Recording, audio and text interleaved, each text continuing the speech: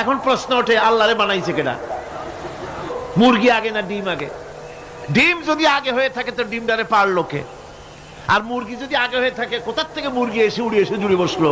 আল্লাহ যদি একজন থেকেই থাকেন তাহলে তার স্রষ্টাকে? এই প্রশ্ন তুলেছেন বার্টন রাসেল। প্রশ্ন তুলেছে স্রষ্টার স্রষ্টা কে? আমি দেখলাম এক আর্মি অফিসার একটা বই লিখেছেন, আমার এত ভালো লাগলো। বইটার নাম হচ্ছে আল কোরআন দা চ্যালেঞ্জ, মহাকাশ পর্ব।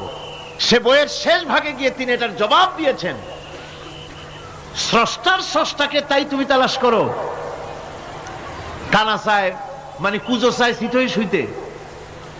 একটা লবণ কণার দৃষ্টান্ত তিনি দিয়েছেন। একটা লবণ কণা, একটি লবণ কণার ভিতরে যতগুলি মলিকুল থাকে, একটা লবণ কণার ভিতরে যতগুলি ক্যালাস থাকে, একটা লবণ কণার ভিতরে যতগুলি উপকরণ আর উপাদান থাকে, অর্থাৎ একটা লবণ কণা যত উপকরণ যত উপাদান ধারণ করে, তার ধারণ ক্ষমতা যতখানি, এতখানিক জিনিস ধারণ করতে 1000 বার্টন রাসেলের মগজের দরকার।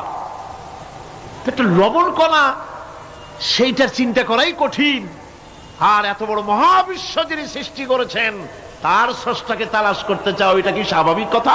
এটা পাগলের প্রশ্ন হতে পারে, এটা পাগলের প্রশ্ন হতে পারে।